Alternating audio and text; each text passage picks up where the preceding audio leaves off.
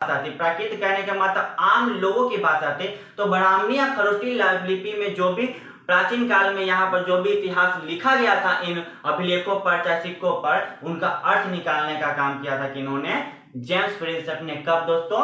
1837 में। James Prinsep ने पता लगाया कि इन अभिलेखों तथा सिक्कों पर क्या लिखा हुआ है? प्रियदर्शी लिखा हुआ है। क्या?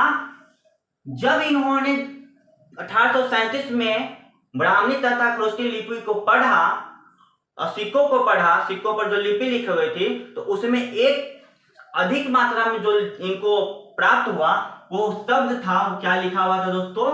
प्रियदर्शी। क्या दोस्तों? प्रियदर्शी। प्रियदर्शी का अर्थ क्या होता है? प्रियदर्शी का अर्थ होता है मनोहर मुखाकृति वाला राजा। क्या दोस्तों? मनोहर मुखाकृति वाला राजा, यानी कि वो मनोहर मुखाकृति वाले वो सम्राट, वो योद्धा, वो कोई और नहीं, वो कौन थे? भारत के राजा सम्राट अशोक थे। क्या दोस्तों? इन्होंने प्रियदर्शी के बारे में पता लगाया कि अधिकतर अभिलेखों और लिपियों पर प्रियदर्शी लिखा हुआ है, और प्रियदर्शी का अर्थ होता है मनोहर मुखाकृति वाला राजा।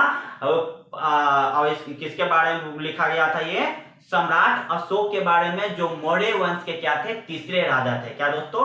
मौर्य वंश के सबसे प्रतापी या सबसे योद्धा राजा थे मनोहर मुखाकृति वाला राजा, यानी कि सम्राट अशोक। यानी हम कह सकते हैं कि ये सम्राट अशोक ने अपने जमाने में जो भी अभिलेखों पर, सिक्कों पर, शिलालेखों पर जो भी लिपियों का प्रयोग किया था, उसको पढ़ने में सफल कौन हुए?